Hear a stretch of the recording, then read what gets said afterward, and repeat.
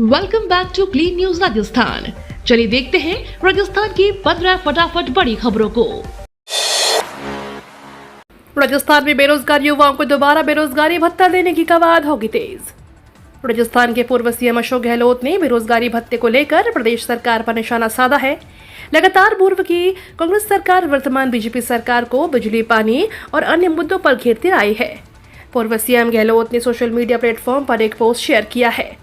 गहलोत ने social media platform पर tweet करते हुए लिखा, राजस्थान में हमारी सरकार के दौरान युवाओं को 4500 रुपए प्रति महीने का बेरोजगारी भत्ता देना शुरू किया गया था, जो उनके लिए बड़ा संबल होता है। मुझे बहुत सारे युवाओं ने बताया कि बीते कई महीनों से उन्हें बेरोजगारी भत्ता नहीं मिल रहा है, जिससे उन्हें अपनी पढ़ाई जारी रखने में परेशानी हो रही है। केंद्रीय पर्यटन और संस्कृति मंत्री गजेंद्र सिंह शेखावत ने पदभार संभाला। केंद्रीय संस्कृति और पर्यटन मंत्री गजेंद्र सिंह शेखावत ने कल सुबह 11 बजे संस्कृति मंत्रालय और दोपहर 12 बजे पर्यटन मंत्रालय में कार्यभार ग्रहण कर लिया। इस मौके पर विभागीय अधिकारी मौजूद रहे। मोदी 2 सरकार में शेखावत को जल शक्ति मंत्री बनाया गया था, लेकिन इस बार यह विभाग सीआर पाटिल को दिया गया है। केंद्रीय मंत्री बनाए जाने पर गजेंद्र सिंह शेखावत ने कहा, दूरदृष्टा प्रधानमंत्री नरेंद्र मोदी जी ने मुझे केंद्रीय संस्कृति एवं पर्यावरण मंत्रालय की महती जिम्मेदारी प्रदान कर अनुग्रहित किया है। मैं संपूर्ण निष्ठा से अपने कर्तव्यों का निर्वहन करते हुए विकसित भारत निर्माण में संस्कृति एवं पर्यटन क्षेत्र की उत्तरोत्तर प्रगति के हर संभव प्रयास करूंगा। मेरे मार्गदर्शक मोदी जी का बारंबार अभिनंदन और आभार। राहुल कासवा ने बीजेपी नेता राजेंद्र राठौर को बिना नाम लिए उन्हें काका कहकर संबोधित किया। चुरू से तीसरी बार लोकसभा चुनाव जीते राहुल कासवा ने कांग्रेस के टिकट पर पहली बार अपने निर्वाचन का कैंडिडेट चुरू की जनता को दिया है। इसके साथ ही उन्होंने कहा कि वे चुरू के विकास के लिए हर संभव प्रयास करेंगे। कासवा ने बीजेपी नेता राजेंद्र राठौर के नाम लिए बिना उन्हें काका संबोधित करते हुए कहा कि उनके काका जिस स्तर पर राजनीति कर रहे थे, उसका जवाब प्रदेश की जनता ने दे दिया है। राहुल कासवा ने माना कि देश प्रदेश की राजनीति में जातिवाद है, लेकिन साथ ही उन्होंने कहा कि काका ने जिस तरह से एक जाति के अधिकारों को टारगेट किया, उससे लोगों में नाराजगी बढ़ी। भाजपा पर फिर बरसे सचिन पायलट। कांग्रेस नेता राजेश पायलट की 24वीं पुण्यतिथि पर कांग्रेस महासचिव सचिन पायलट ने दौसा के जरोता में अपने पिता को श्रद्धांजलि अर्पित की। इस मौके पर सर्वप्रथम प्रार्थना सभा का आयोजन किया गया। इस अवसर पर कांग्रेस नेता सचिन पायलट ने कहा, राजस्थान के परिणाम को लेकर राजस्थान की जनता को धन्यवाद देना चाहता हूं। चुनाव के परिणामों से जो संदेश गया है वो यह है कि दमन, प्रतिशोध, आक्रमण और भेदभाव की राजनीति नहीं चलेगी। भाजपा 303 सांसद लेकर चुनावी मैदान में उतरी थी और आज उनके 60-70 सांसद कम हुए हैं। यह परिणाम कुछ हद तक संतोषजनक है। सचिन पायलट ने कहा कि नई सरकार कितने चलती है यह समय बताएगा। चोमू जयपुर में धरना खत्म, मांगों पर बनी सहमति। जम्मू कश्मीर में हुई आतंकी घटना में मारे गए 4 लोगों के परिजनों को सरकार संविदा पर नौकरी देगी, साथ में 50 लाख का मुआवजा भी देगी। इसके बाद जयपुर और चोमू में धरना प्रदर्शन समाप्त कर लिया गया है। इसके पहले कल सुबह करीब 9 बजे पूजा एक्सप्रेस से जयपुर में मारे गए लोगों के शव पहुंचे। शव पहुंचते ही मुरलीपुरा और चोमू थाने के बाहर हजारों लोगों ने प्रदर्शन किया। चोमू और जयपुर में चल रहा धरना मुआवजा और संविदा पर नौकरी के लिखित आश्वासन के बाद खत्म हुआ। लोग आतंकी हमले के खिलाफ हजारों की संख्या में जयपुर की मुरलीपुरा कॉलोनी और चोमू के लोग सड़कों पर उतर आए। सरकार से आतंकियों के खिलाफ सख्त कार्रवाई करने की मांग की। लोकसभा चुनाव में बीजेपी को राजस्थान ने दिया जोर का झटका। देश में तीसरी बार एनडीए की सरकार बन चुकी है। शपथ ग्रहण के बाद अब मंत्रियों के बीच विभागों का बंटवारा कर दिया गया। नई मोदी सरकार 3.0 कार्यकाल में राजस्थान के 4 मंत्रियों को महत्वपूर्ण विभागों की जिम्मेदारी दी गई है। पिछली मोदी सरकार में भी अर्जुन राम मेघवाल, गजेंद्र सिंह शेखावत, भूपेंद्र यादव को मंत्री बनाया गया था। इस बार भी उन्हें मोदी कैबिनेट में जगह दी गई है।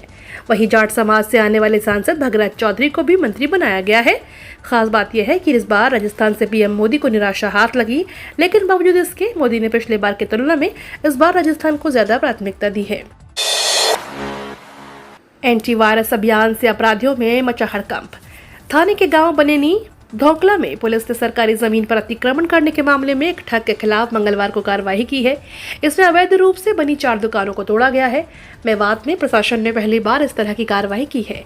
वहीं सोशल मीडिया पर आईजी राहुल प्रकाश ने कार्रवाई का एक वीडियो जारी किया। इसमें उन्होंने लिखा, सेक्सटॉर्शन और साइबर ठगी करने वाले अपराधियों के अड्डे जमीदोज मेवात के बच्चों के उज्जवल भविष्य के लिए आहुति पुलिस की ओर से।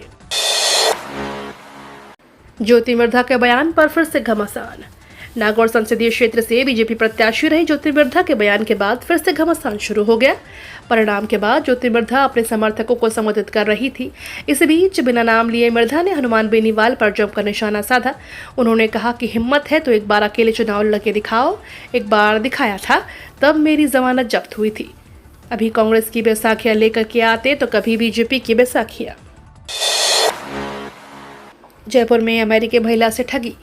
जयपुर में एक अमेरिकी महिला के साथ 6 करोड़ रुपए की ठगी किए जाने की घटना सामने आई है। बताया जाता है कि ठग ने महिला को 6 करोड़ के नकली गहने बेच दिए। साथ ही गहनों को असली होने का दावा करने वाला फर्जी सर्टिफिकेट भी दे दिया। चौंकाने वाली बात यह है कि महिला जब तक भारत में रही उसे ठगी का आभास तक नहीं हुआ। महिला जब अमेरिका पहुंची तब जाकर उसे पता चला कि उसे जो गहने जयपुर से खरीदे हैं वह सभी नकली हैं। इसके बाद वह दोबारा जयपुर आई और पुलिस में शिकायत की।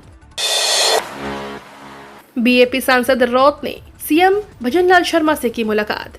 बांसवाड़ा डूंगरपुर से नवनिर्वाचित सांसद राजकुमार रौत ने मंगलवार को मुख्यमंत्री भजनलाल शर्मा से मुलाकात की।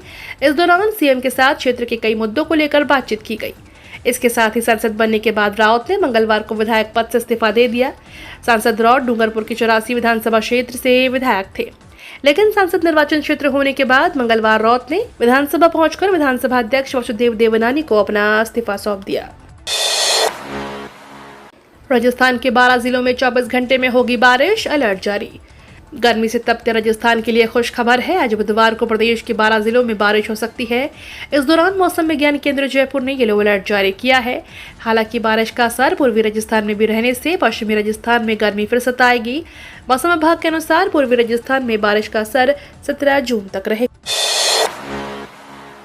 मोदी कैबिनेट गठन के बाद राज्य को मिला पैसा, सबसे ज्यादा यूपी को।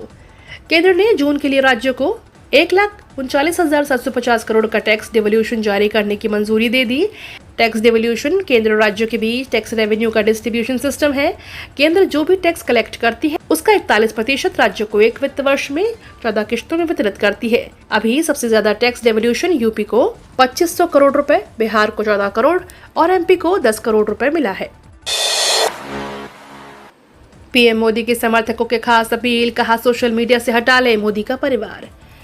लोकसभा चुनाव संपन्न होने के बाद लगातार तीसरी बार केंद्र में अब एनडीए की सरकार है। इसी बीच प्रधानमंत्री मोदी ने सोशल मीडिया पर अपने नाम के आगे मोदी का परिवार लिखने वाले समर्थकों का आभार जताया है और साथ ही उनसे अब इसे हटाने का आग्रह किया है।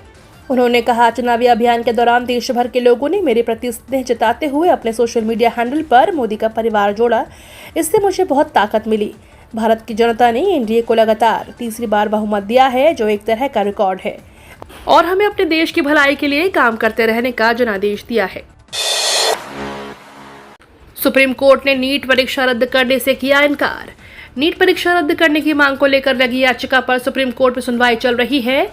सुनवाई के दौरान सुप्रीम कोर्ट ने परीक्षा रद्द करने और काउंसलिंग पर रोक लगाने से इनकार करते हुए एनटीए को नोटिस जारी किया। कोर्ट ने कहा, परीक्षा की शुचिता प्रभावित हुई है, एनटीए का पक्ष जानना जरूरी है। नीट पर एनटीए को जवाब देना होगा। परीक्षार्थियों ने गड़बड़ी का आरोप लगाते हुए नीट परीक्षा रद्द करने की मांग की है। महाराष्ट्र में एकनाथ और अजित के 40 विधायक कांग्रेस के संपर्क में। महाराष्ट्र सरकार में बड़ी टूट की आशंका है। विधानसभा में कांग्रेस के नेता सदन विजय वेडेट्टीवार ने दावा किया है कि एकनाथ शिंदे की शिवसेना और अजित पवार के एनसीपी के 40 विधायक उनके संपर्क में हैं। ये विधायक घर वापसी करना चाहते हैं। विजय ने कहा कि आगामी विधानसभा चुनाव में शरद पवार की एनसीपी और उद्धव की शिवसेना और कांग्रेस की सरकार वापस लौटेगी। लोकसभा चुनाव में महाविकास अघाड़ी को कुल 150 विधानसभा सीटों पर जीत मिली है।